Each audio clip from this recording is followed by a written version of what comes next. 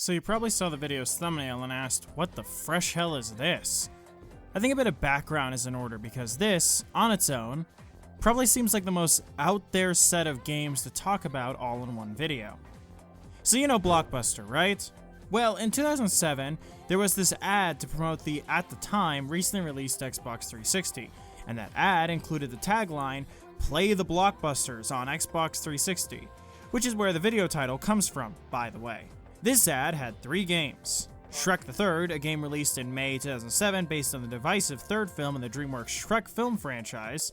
Spider-Man 3, a game released in May 2007 as well, and was an adaptation of the third film in the Sam Raimi classic trilogy of Spider-Man films, which is also a divisive entry in its fanbase, much like how Shrek the Third is. Although I see way more defenders for Spidey's third entry as opposed to Shrek's. And finally, there's Pirates of the Caribbean at World's End, that also released in May of 2007.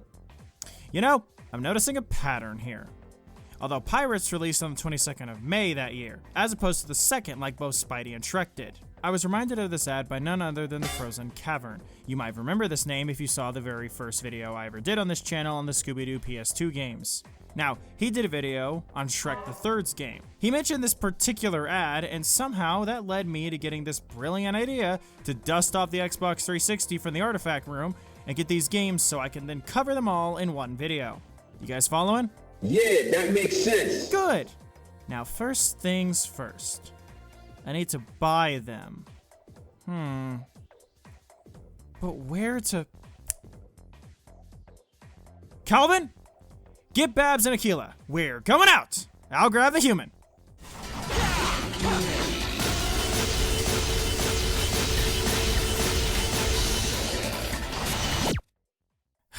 Why does nobody knock in this place?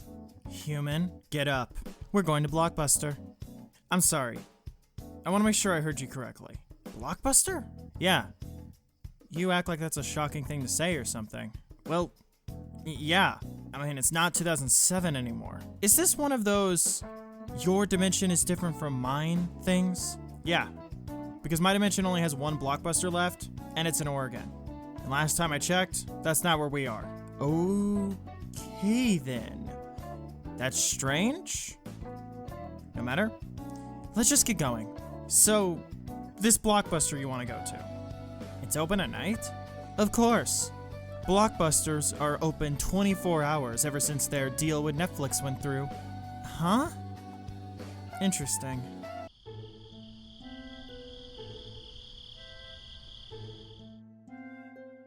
It's been a bit since we visited here. Last time we were here, it was to rent Redline. That was a good time. Can't deny that. Damn good film. All right, everyone. Hush now. Let me do the talking.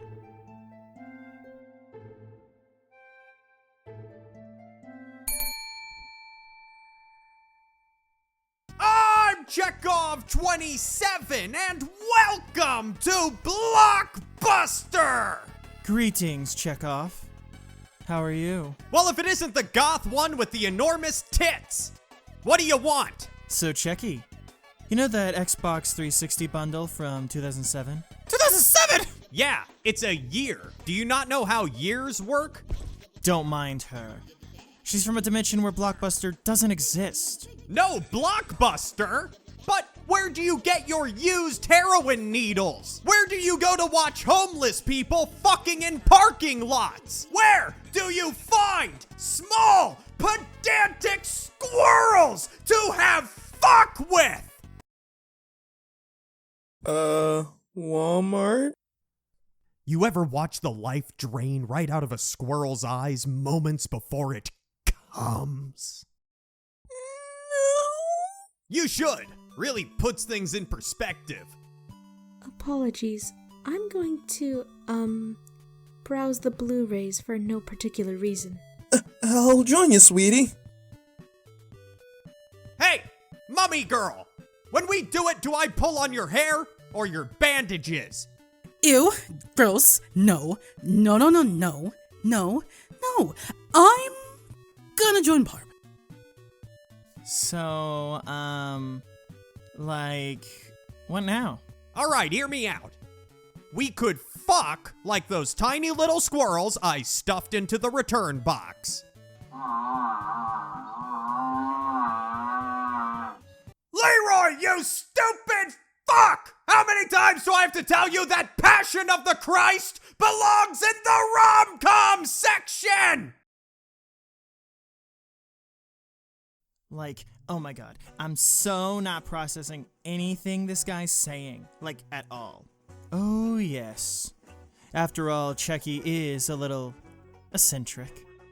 This is gonna be a long one.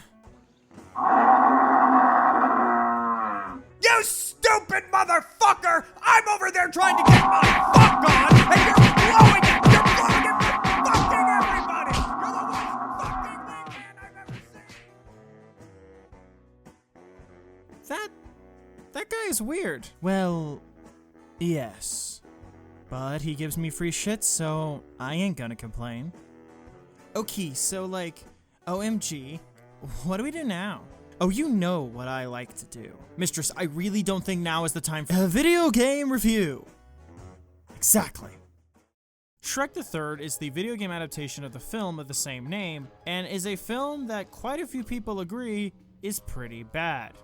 Now that doesn't sound good when I set it up like that, now does it? Personally, while I do think the film is fine on its own, overall, it's a very mediocre movie, but that makes it disappointing when it's following up the first two Shrek films, which are, to me and many others, some of the best to come from DreamWorks as a studio. This game, released May 2nd in the year 2007, was published by Activision of getting bought by Microsoft fame, but developed by Amaze Entertainment of... Okay, so unfortunately for Amaze, the only real information I can find about them is that they shut down. But apparently they worked on other games for the Shrek IP, like Shrek Super Slam. Now before that excites you, they didn't do the Shrek Super Slam you're all aware of. They only worked on the DS and GBA versions of the game. I'm sure that's not a sign of anything at all now, is it? Now, Shrek the Third released for Game Boy Advance, PC, Nintendo DS, Wii, Xbox 360, PS2, and PSP, with the GBA and DS versions being developed by Vicarious Visions, i.e. the company that developed games like the Xbox version of Doom 3. Wait, why the fuck does a game in 2007 have a GBA version? Didn't the DS come out in 2004? Never mind. None of that Vicarious stuff matters since I'm playing the Xbox 360 version anyway. And I'm sure they won't come up again. I'm sure of it. Now, unfortunately, I can't record gameplay on this 360 here, and I refuse to have Whalley submit himself to these games himself. So we had to pull what I pulled in the Scooby and DC Superhero Girls videos by borrowing footage from other people here on YouTube. Links to everyone I yoinked footage from will be in the description as always. Check those out if you're interested in uninterrupted gameplay of this game or any of the others featured in this video. Now, with all that out of the way, let's get on to the game in question. Shrek the Third's story is presented to you in the form of a "it's already happened and now its events are being told back to you" style presentation, complete with an in-universe puppet show that tells the events with occasional cutscenes in between levels showing off said puppet show. These cutscenes, honestly, I find to be very charming, but they aren't how all the game's scenes are shown, as a lot of them are just in-game cutscenes, which sounds fine on its own, but then you see them and you realize that they're super awkward and rough. Characters stand in their idle poses, the in-game models aren't very good to begin with, what few animations they have here are pretty stiff, and it all just gives the game a very low-budget feel, which, in its defense, I'm absolutely sure it was low budget. Now I will say, the pre-rendered CGI cutscenes in the game look alright. They're not perfect, as certain things look off, but it all does look better than the in-game models, at least. Oh, and there's this scene where Fiona tells Shrek he's going to be a father, which gives me the mental image of these two doing it, but let's not stay on that, please. As hot as Fiona is, I don't want to be thinking about this for too long. What I want to mention is how the game zooms in on Shrek, and due to his fucking model, it's just so damn fucking funny to me. I mean, look at him!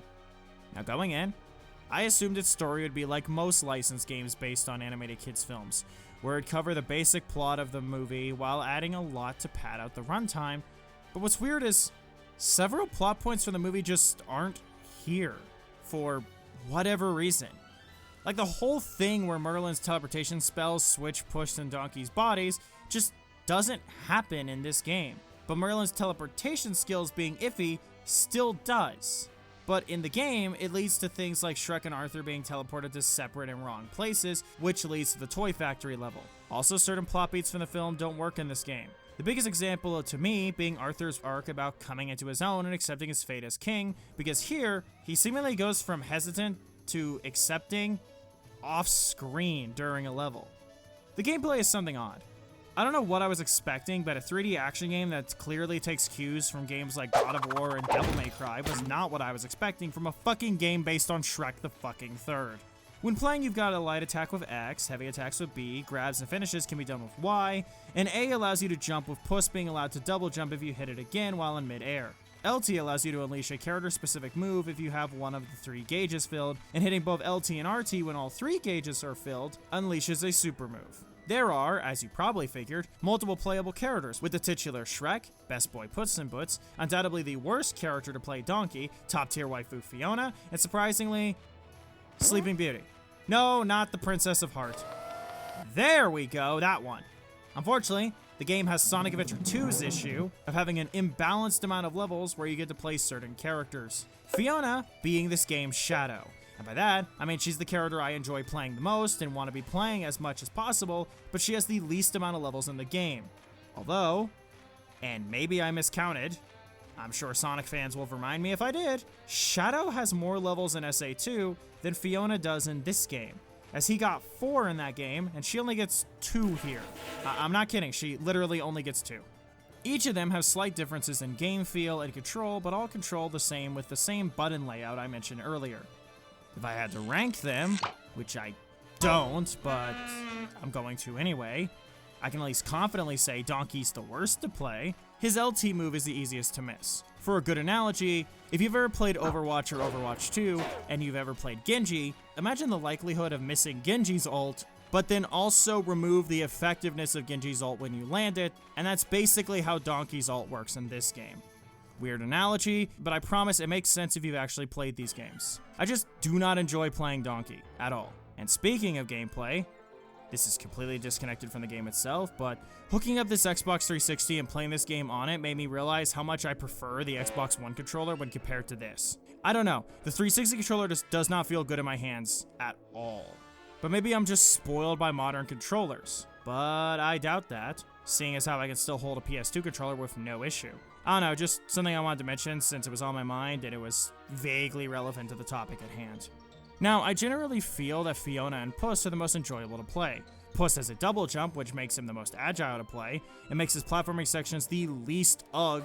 Meanwhile, Fiona has her heavy attack be a backflip kick, which makes juggling enemies super easy. And yes, I am talking about enemy juggling in regards to Shrek the Third, the video game. Because it's me, and I can't go 5 seconds without comparing any 3D action game with a combo system to Devil May Cry.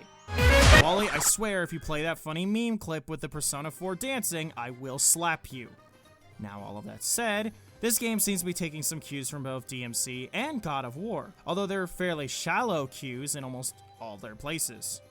Like, opening chests is exactly like God of War, weirdly, where you rapidly press down on a button to pry it open, and you're then rewarded with the game's currency. Then there's stuff like the fixed camera angles, which both Devil May Cry and God of War had, even though all 3 of their definitions of fixed are slightly different. The game's built in a level-by-level structure that grades you at the end of each level, like in DMC, but where DMC rewards the player for taking little to no damage or how fast you beat the level, Shrek instead rewards you for completing certain objectives each level. There's a combo counter that gives you differently titled ranks for how well you string combos, which, yes, both God of War and Devil May Cry had, though despite these parallels, Shrek the Third, surprise surprise, pales in comparison to either of the series that it's taking influence from. Because the combat in Shrek the Third is just not fun. It's pretty sluggish and unresponsive, which is not good at all, especially since combat is 90% of this game. If I wanted to play an action game with sluggish and unresponsive combat, I'd play Tales of Arise. Now, it being unfun to engage is absolutely a problem.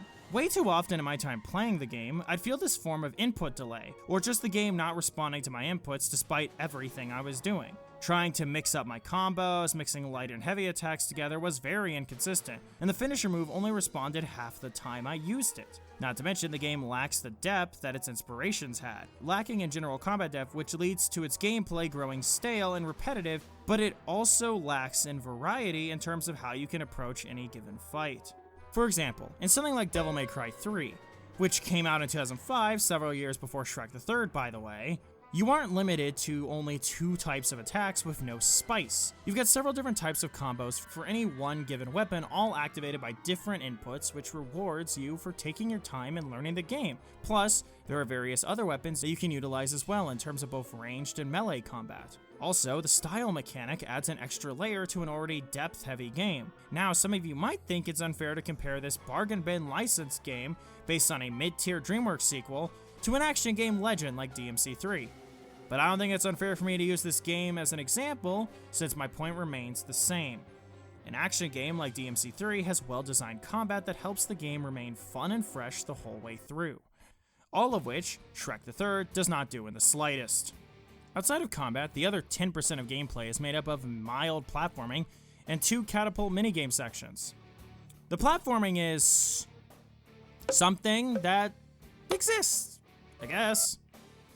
There were instances where, due to the fixed camera angles, I'd often miss my jumps or not be able to properly gauge where I need to go, but I find that's always an issue in games with fixed camera angles that also have platforming, as even games like the first 3 Devil May Cry titles, or even some early God of War games before 4, had hiccups in their platforming as well. Those titles were made more tolerable, or straight up made the issue a non-issue, because of what those games gave you to alleviate the awkwardness, with stuff like Dante and Kratos having fairly high jumps or skills and tools that they could use, like Kratos' Icarus wings in God of War 2, which gave you pretty decent room for error, given it's a glide move, or Dante's unlockable air hike move, which gives him more of a boost in midair.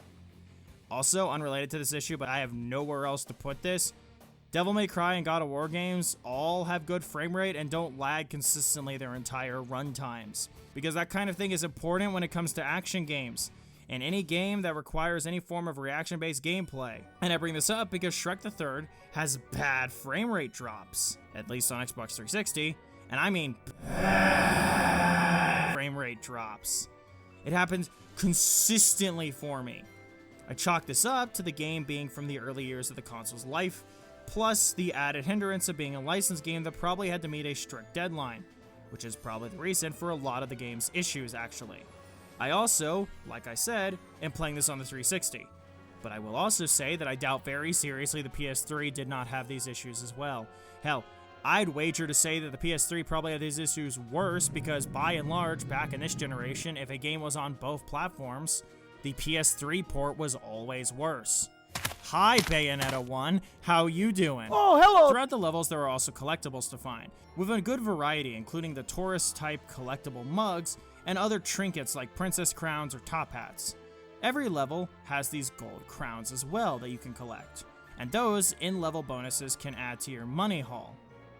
And that money can be used to unlock stuff like costumes, but if I'm being honest with you all, I did not buy a single thing with these the entire time.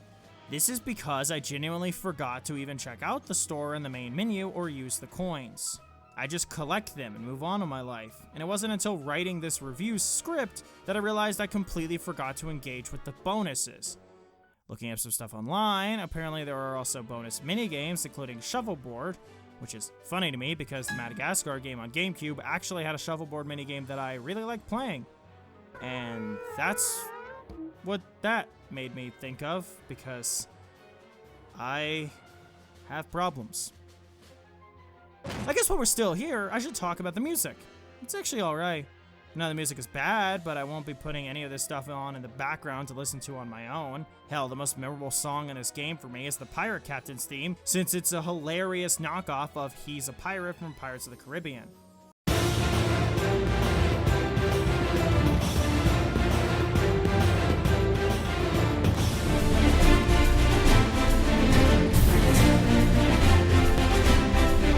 See what I mean? To be honest, I wish I had more to say about this game, but it's just so uninteresting and forgettable for me. It's super short, it's repetitive, what little nice things I have to say about it are undermined by it only doing the bare fucking minimum, and not even that in some places. And if it wasn't for this video and its theming, I wouldn't have even bothered finishing it, because while it's not necessarily bad, it's super dull and boring.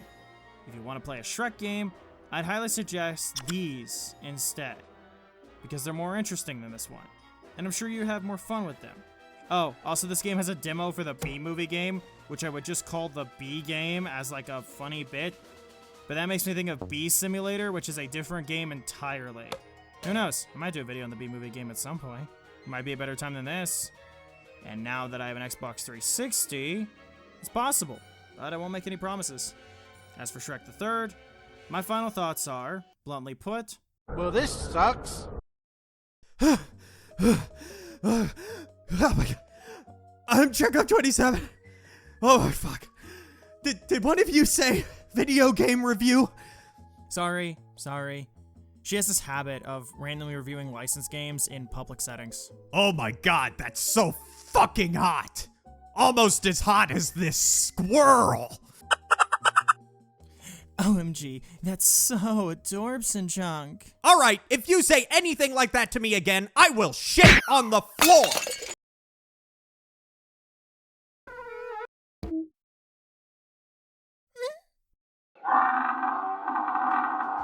Leroy, you sick fuck! You can't talk to the customer like that!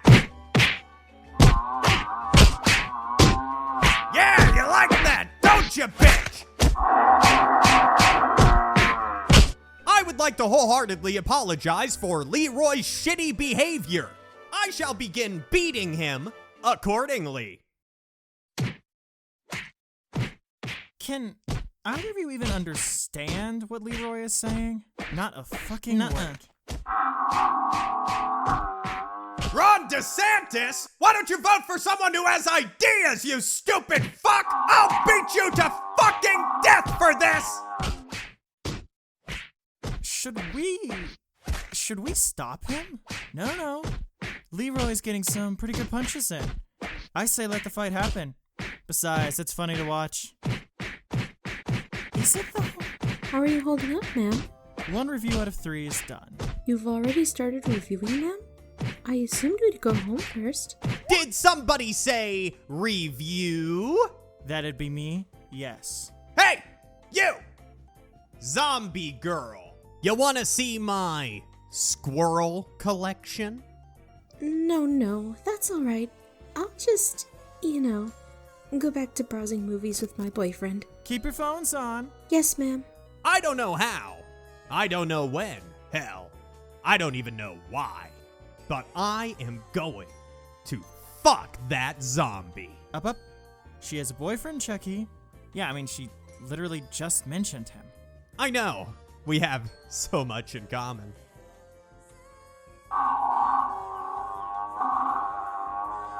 Shut the fuck up, Leroy! 9/11 couldn't have been an inside job if the World Trade Center was out fucking side! Mistress, get to the second game so he'll stop saying stupid things. Don't be rude now. We're guests in his store after all. Just fucking do it. Fine. Jeez. There's just no pleasing some me's. Fuck.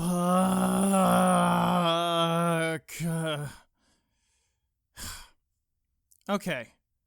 Let's do this. Spider-Man 3, released May 4th of the year 2007, only 2 days after Shrek the Third, by the way, is the game based on the film of the same name, which was the third entry in Sam Raimi's fantastic Spider-Man film trilogy. I should note, I absolutely fucking love the Sam Raimi Spider-Man trilogy. I own all 3 of those movies on various formats, including widescreen DVD, full-screen DVD, Blu-ray, VHS, and even UMD video. Each movie received their own game around the time of each of their release. And I may eventually go back and review those as well. Not sure when or if, but I'm definitely going to at some point, probably, maybe, given my love for this particular slice of the Spider-Verse. But for now, we're talking about Spider-Man 3. And Spider-Man 3 was released on Xbox 360, PlayStation 3, PlayStation 2, Wii, DS, and GBA, with a PSP version coming out several months later on October 16th of 2007. Beanox handled the PC version, which I can't even pretend to get access to given the game was delisted from all digital storefronts in 2017, about 10 years after its initial release, so very timely delisting. And yeah, you could mention that there were physical releases, but my PC lacks a disk drive, so that's kind of a dead end for me too anyway. You know, it's interesting they handled the PC version given they developed various other Spider-Man games such as Shattered Dimensions, Edge of Time, and both the Amazing Spider-Man 1 and 2. Just one guy, just one Spider-Man, or woman, we don't know. For sure. And for every other version of this game, it was Vicarious Visions of Inner Electro fame that would be developing those. Wait a minute, Vicarious Visions? Again? But the version we're playing today, i.e. the one on Xbox 360 as well as PS3, was instead developed by Treyarch. If you've watched a lot of Storm Dane like I have, or you enjoy yourself a good mid-tier shooter, then you probably recognize that name as one of the companies tasked with developing Call of Duty games. Well, with such a big name IP under their belt, I'm sure they'll deliver on quality. That's the third call I got about giant lizards running amok in Gramercy Park. Giant lizards! Alright, let's start with presentation because geez, okay. And I gave Shrek the Third shit for looking bad, which I mean it did, but still. The character models look weird, the lighting is strange in multiple scenes, animations are all over the place, a lot of which feel like goofy Gmod videos from 2007, or an episode of the show Daddy and the Big Boy, for all 3 people in my audience who know what that is, where over-the-top animation is part of the comedy. But like, this game isn't a comedy, and thus, this stuff doesn't work that way. I think this is at least more entertaining than Shrek the Third's cutscenes. At least these have life to them, even if they completely ruin almost every cutscene's actual tone and look ugly as fuck, but they have life! Whether or not that life needs to be put down is a different conversation. Unlike Shrek the Third, which is built on a linear mission-by-mission structure, Spider-Man 3 is an open-world game similar to the game that it's following up, Spider-Man 2. No, not that one. Not that one either. That's the one. And it shares a few things with that game. Missions appear on the map and you can do them. There's a variety of missions, including regular story stuff and even minigame type stuff like races. Its story only vaguely follows the skeleton of the movie it's based on and adds a lot of new stuff for padding and content reasons, including characters that never showed up in the films proper, like the Lizard. Yes, I'm aware Dr. Connors is in the movies, but Lizard is not. But it's neat to see stuff like this. Some of you might not have been around for this era, but licensed games like these, based on comic book movies specifically, had a habit of adding stuff from the comics into these films' universes. And sometimes it later make the games contradict later films, like what happened with TASM 1's game, where Rhino showed up as some genetic creature, but then TASM 2 had the Rhino show up as a guy in a mech suit. Stuff like this allowed for us to get peeks at stuff we never got otherwise, like peeking into an alternate universe. I mean, the first Raimi game had Vulture in it, and Kraven too if you played the Xbox version. This game apparently has Morbius in the PS2 version as well, but he's not present in the 360 version. So I can't make totally topical and not at all irrelevant, quote-unquote, jokes about his disgraceful movie. No Morbin time in this video. This game is fucking awful, by the way. I don't know if I've said that outright yet, but I'm going to now. Like, it's genuinely terrible. My entire time playing this game, it felt like everything in it was just fighting against me, like how my massive vampire titties would fight against the confines of an average bra, which is why my bras are custom made.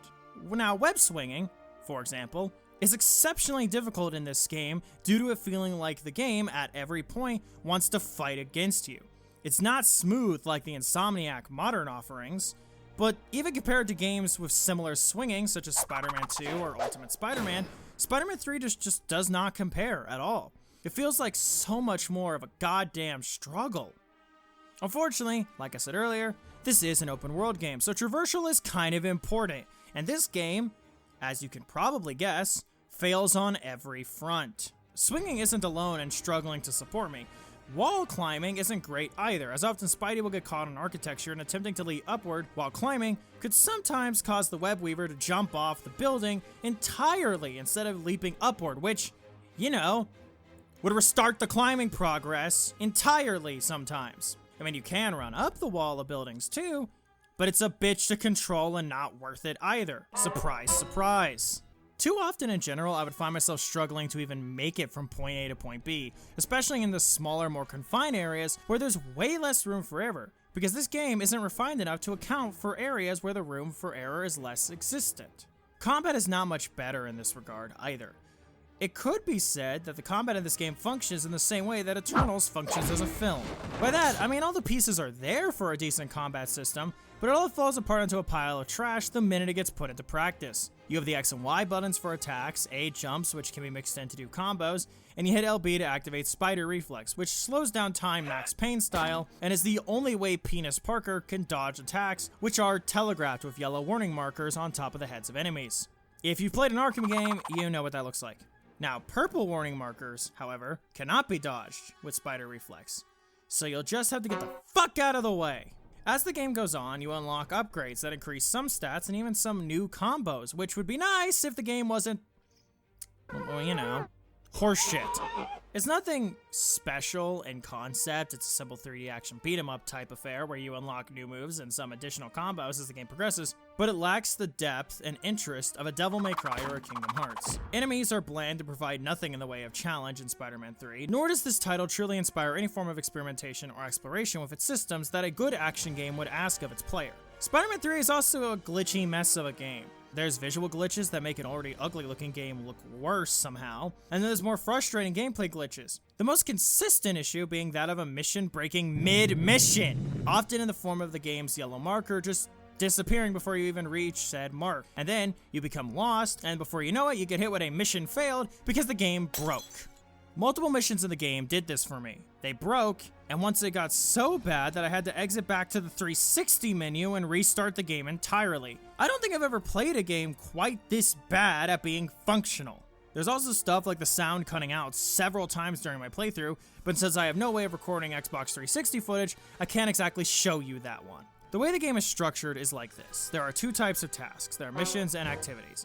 Activities are additional missions such as combat challenges and the like, i.e. optional stuff, i.e. shit I basically spent no time on because I wanted the game to be over as soon as fucking possible. The second type are mainline missions, which are either Spider-Man doing his superheroing or Spider-Man doing his best Michael Y2K impression by snapping pictures of various things in the environment. These missions are what you've got to do to advance the game's plot, and you could do these missions in any order you see fit, but you got to do them all eventually. Now, what is the game's plot? Well, it's a very loose adaptation of the 2007 cinematic classic Spider-Man 3.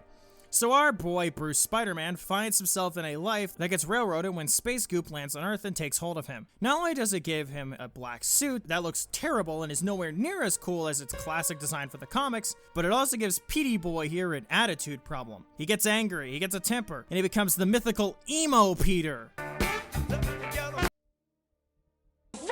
But there's no funny dancing and no actual, character because this game has this issue of shaving down the story from the film to such a degree that it loses any appeal.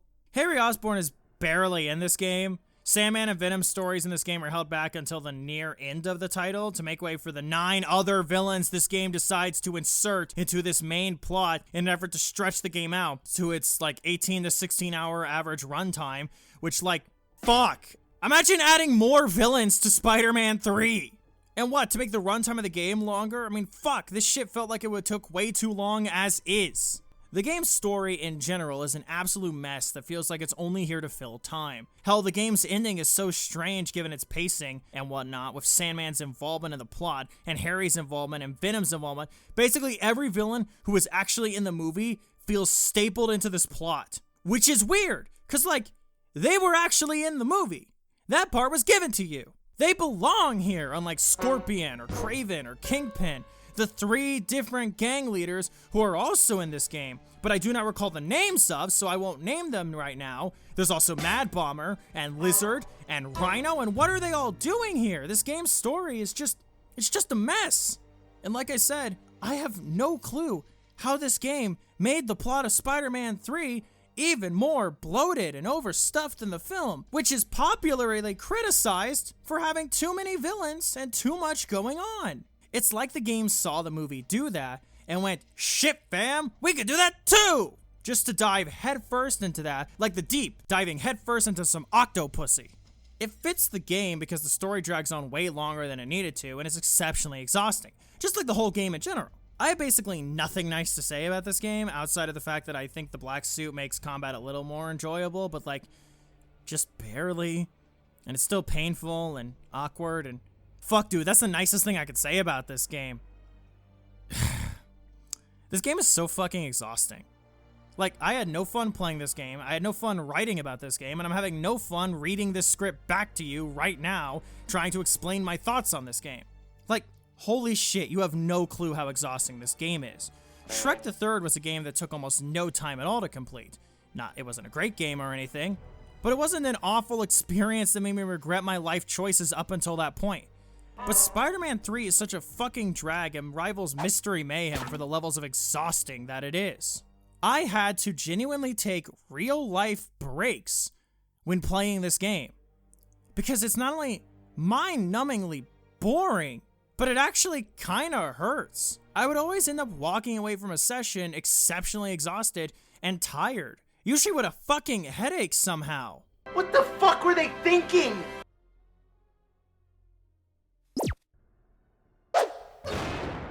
I dropped this game. I won't sugarcoat it. This game was not good. I did not enjoy myself, and I've got like one other game I need to do. So this thing goes in the trash immediately. Honestly, it might be the worst game I've ever played on this channel. It's definitely the most unbearable of the games that I've played for this channel.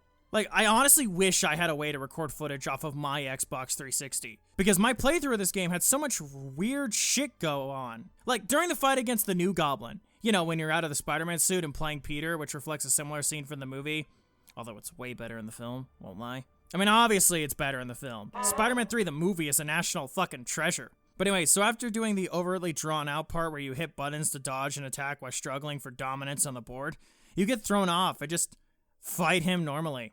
I got on the streets and just trapped Harry in a motherfucking infinite, and my combo got up to like 96 hits, and it's insane because there were people on the streets just walking around minding their own business, and they can see clear as day that Peter fucking Parker is doing Spider-Man shit while fighting New Goblin. So much for Secret Identity, I guess. I mean, honestly, I could go on, but that'd be repetitive as fuck, and I've still got a whole other game to play after this. The game's bad. I mean, it looks bad, it plays bad, it's paced badly, and playing it makes me feel bad. I keep saying this, I know, but this is now the worst game I've played for the channel, and I'm sure that statement will remain until another licensed game comes along to be somehow even worse than Spider-Man 3. Apparently the PS2 version is better, but I haven't played it, and after playing this, you'll have to forgive me, but I'm not exactly in the mood to try any other game titled Spider-Man 3. At least not until Insomniac's Spider-Man 3 comes out. I don't care that the PS2 version has Morbius, that's not gonna sell it for me. In conclusion, Spider-Man 3 the video game is the equivalent of Dear Evan Hansen the movie. It takes an already flawed thing that I enjoy and see good in, and adapts it to another medium, and then proceeds to fumble so hard that it turns something I thought was good but flawed into the most unbearable experience of my very, very long life. See you, chump. I'm Chekhov27, and I know who the fuck you are. Shut up! Do I look like I take orders from sentient mounds of toilet paper? Toilet paper? How dare you? These are the finest wrappings Egypt could offer. Blow it out your ass, then wipe it up with whatever's hanging off of your tits, you mummy bitch! Listen here, you low-wage working son of a bitch. If you say one more disrespectful fucking thing to me, I will make sure every single god I have a connection with will make your eternal soul suffer for all eternity. Bitch, I work retail. My eternal soul suffering is my fucking 9 to 5. Fuck. Bitch, you can't fuck with me if you wanted to. Just tell me when it's time to go. What crawled up her tomb? You, I assume. Huh. Nice. Pirates of the Caribbean at World's End was released on May 22nd of 2007 for the PlayStation 2, PlayStation 3, PC, PSP, DS, Wii, and of course, the Xbox 360. It is based on the third Pirates of the Caribbean film of the same name. Except only kind of. because half the game's plot is actually based on Dead Man's Chest, and doesn't live up to its title until like halfway through the game for some reason, but to be fair, I don't think this is a bad thing. It just seems weird for the game to only call itself At World's End if Dead Man's Chest is going to be here too. I'm going to assume it was done solely because, you know, they wanted to profit off of the most recent film, because that makes sense, but still. The game was developed by Eurocom and was published by Buena Vista Games, which is a fancy way of saying Disney Interactive. Eurocom had developed other games, including various versions of Chamber of Secrets that I haven't reviewed, Dead Space Extraction, which was the Wii exclusive rail shooter spin-off you probably didn't know existed until I just said it now, and the exceptionally underrated Sphinx and the Cursed Mummy, among a few other titles. Meanwhile, you may recognize Buena Vista Games as that one logo you saw in the Kingdom Hearts games back on the PS2, because, like I said, it's just a fancy way of saying Disney Interactive. Listen, whenever Disney is involved, my mind will always go to Kingdom Hearts. I'm not going to apologize for that, because it's part of who I am. Like I said, At World's End is not actually only based on At World's End. It's actually also based on Dead Man's Chest, which again, I don't think is a bad thing. Out of all three of the games here, World's End is the one that I know the least about going in. I watched Godzilla Mendoza, so I've known about the Spider-Man 3 game being terrible for quite a few years now. And I made it clear earlier that Shrek the Third's game is what led me down this rabbit hole in the first place, due to the Frozen Cavern video that I referenced so long ago that it's not even funny. But World's End? I did not know shit going into this game, other than that it shared a name with the Pirates movie that was in Kingdom Hearts 3, which, by the way, is such a good world in that game. Just dead ass, so good. To start with this game, it's already a much better looking game than either of the other two that I talked about previously in this video. I'm not saying it looks amazing or anything, but everything here is pretty solid, especially for the time. Like, compare this to Spider-Man 3 or Shrek the Third and tell me this isn't the best looking game of the three. I mean, you can still tell that it's a 2007 game on new hardware that developers still hadn't fully learned, as the facial animations and faces in general don't look super great. And they don't look nearly as good as you'd want, but Halo 3, which is an exceptional game by the way, came out the same year as this on the same platform, and that game's human faces aren't the best either. Though Halo 3 is an overall better looking game in general, because its environments are gorgeous, something At World's End can't really claim itself. The combat is simple, but it works. With a sword, you can swing said blade with the A button and punch with the X. You can mix inputs between punches and swings for what the game refers to as combos. But it's pretty pathetic comboing, so don't expect Jack to start pulling off anything close to the impressive stuff like what he can pull off with his buddy Sora. Which, I mean, makes sense. The game wants to go for more grounded and realistic swordplay like what the films have. And to the game's credit, it's not as brain-dead mechanically as something like Ruby Grim Eclipse. And it even has some level of thought to it. Like, there's big enemies you can't kill unless you use one of your finishers, which can't be used unless your special meter is filled to a certain amount or higher. But overall, I still find At World's End to be pretty dull. I couldn't really play the game for long periods of time because I just end up boring myself. And after a few hours, I just play anything else other than Pirates of the Caribbean At World's End for the Xbox 360. Musically, I think At World's End is fine. I mean, like, the music is decidedly very Pirates of the Caribbean in sound, and that's what you'd want. But it never really jumped out at me in the same way those films did, score-wise. It's definitely the best of these three games in that regard, too, as at least I actually, you know, remember what the music sounds like as like a whole, because I don't remember the soundtrack to Shrek the Third or Spider-Man 3, and I'm not going to even pretend like I even remember anything about those soundtracks. At World's End is also paced in a pretty standard way, being split up into levels that tell the stories of Dead Man's Chest and At World's End in a, well, it's not the best way to experience either film's plot, to be completely honest with you, but point stands. At the end of each level, your score is tallied up and you're given a rank, but I could not give less of a shit about that rank. There's actually supposed to be like a leaderboard where you can submit level scores, but like, who are you bragging about this to? Like, are you going to parties and bragging about being the top of the leaderboards of your friends in Pirates of the Caribbean At World's End for the Xbox 360? No!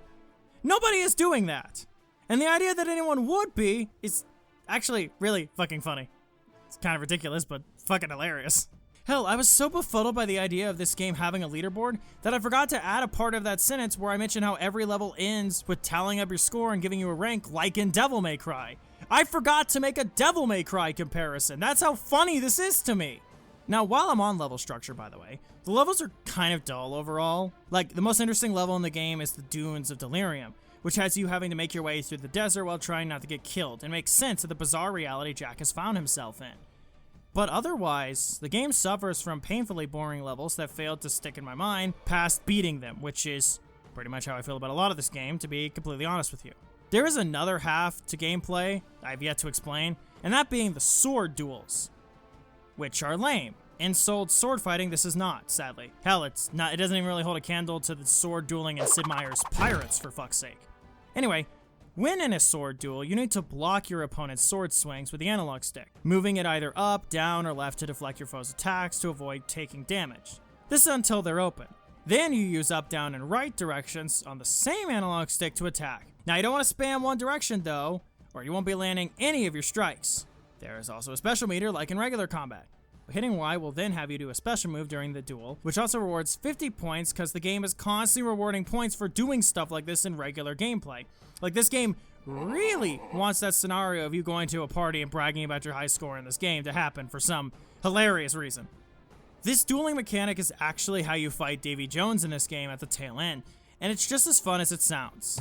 I can't think of a single thing wrong with this gameplay except for all the things I can think of that are wrong with it. The big thing wrong with dueling is actually how trying to time your counters does not work at all.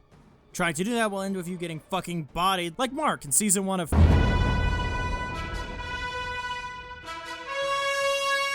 So your best solution is just hit whatever direction you need rapidly with no regard for timing, because that's actually way more reliable than trying to time your counters.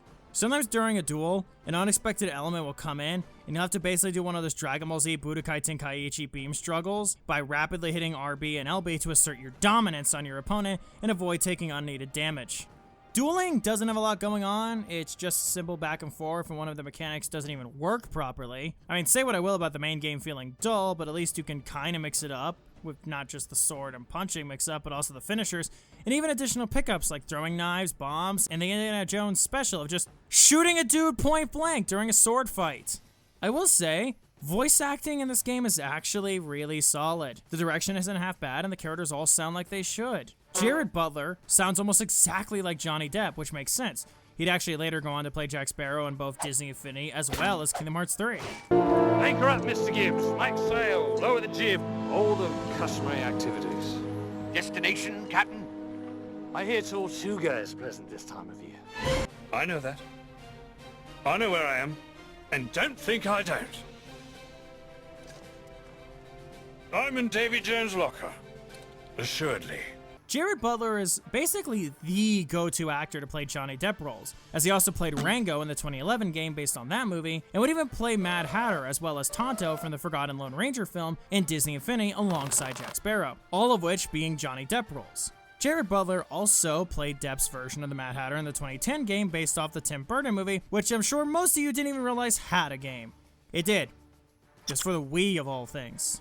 Crispin Freeman is a fantastic Will Turner, filling in for the role of Orlando Bloom brilliantly. And you guessed it, Freeman was also Will in Kingdom Hearts 3. Wait, hold on, Southbank! You have the chops to Davy Jones' locker that we need, and a ship to sail. And we can offer you something in return.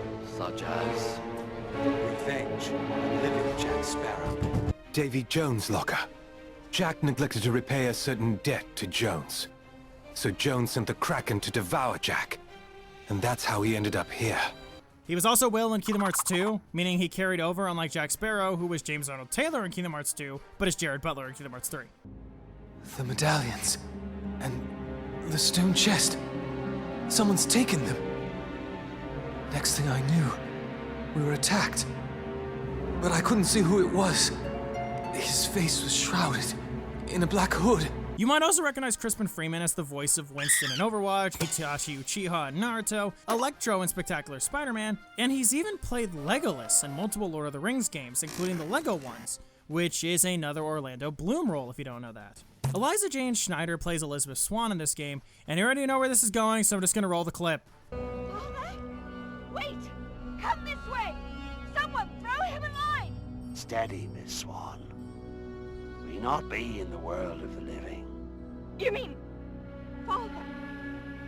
dead? It can't be! I propose an exchange. Will leaves with us. And you can take Jack. Done. Undone. Done. Jack's one of the 9 pirate lords. You have no right. King? Basically, if a character is in this game and in the Caribbean world in KH3, they probably have the same voice actor. Eliza was also Aricia Al-Rashia from Final Fantasy Type 0, and was even Elizabeth in Kingdom Hearts 2 as well. You can release me. You have your trinket. I'm of no further value to you. Overall, voice acting is 100% not bad at all in this game. Hell, I'd hazard to say that the voice acting is the best part of At World's End overall. Cutscenes aren't like super impressive, the cinematography doesn't even touch the cutscenes of something like Halo 3, which, like I said earlier, came out the same year on the same platform as this game. But the voice acting in this game is really good, and does a lot to make up for the cutscenes having lackluster cinematography. Reminds me of how I feel about the Sonic Boom cartoon, weirdly, where I think that the voice acting isn't bad at all and is actually pretty good, but the animation of that show just doesn't really do any of its performances justice. Like Shrek the Third, I did actually finish this one, unlike Spider-Man 3, which was just too fucking awful to even bear through the entirety of. At World's End is definitely the best game of these three, and if you had to play one of these, I'd say to play this one.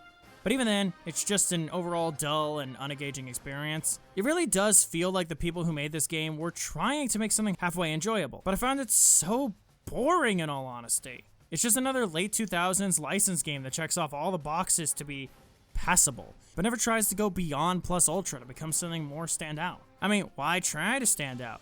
There's no slipping up if you slip away, so better to just do the bare minimum and end up being okay, right?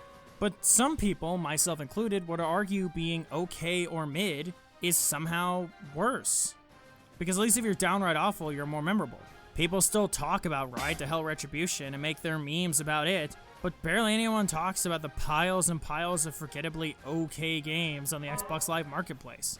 So, with all three of these games under my belt, what is my end statement? What's my big, grand conclusion to wrap up this video?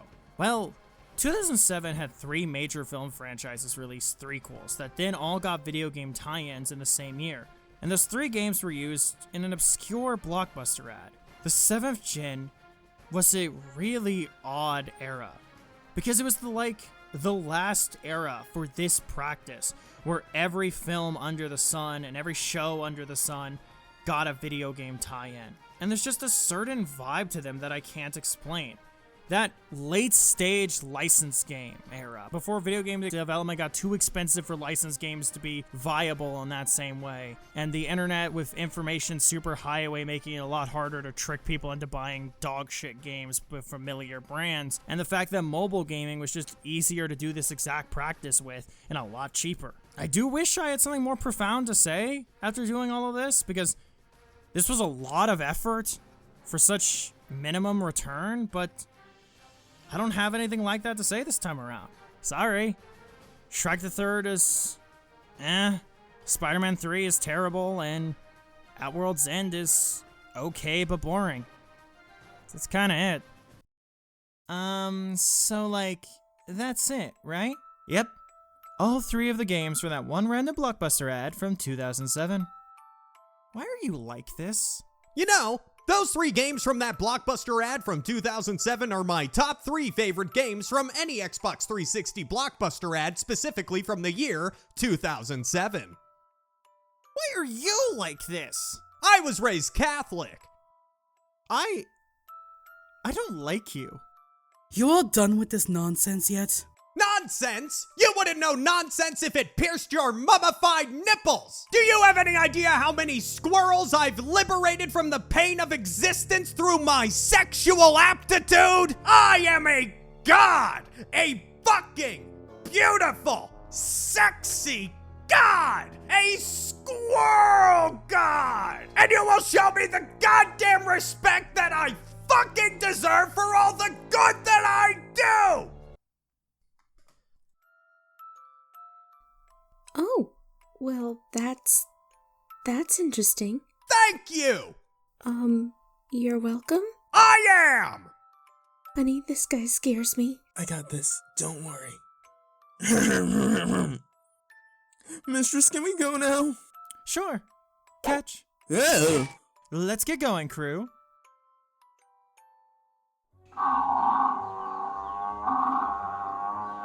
Shut up, Leroy! It's not all bad. I only beat you 3 times today.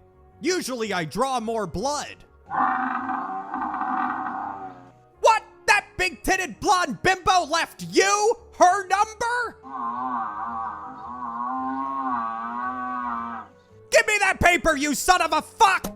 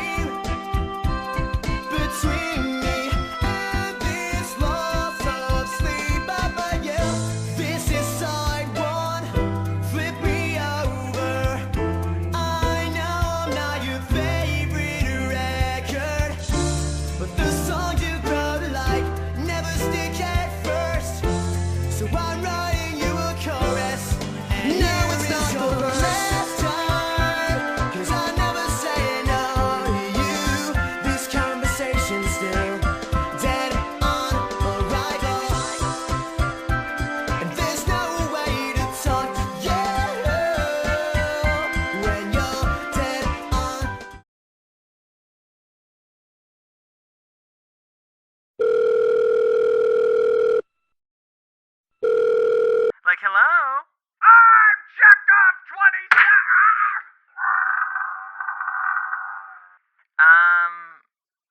Okay, so, like, who is this? You fucking cocksucker! Give me the fucking phone! Hey, are you the blonde one with the limited vocabulary? Blow it out your dick, you fuck! Like, gag me. What's going on? Your number! You left it with me! OMG. You're gonna have to be, like, more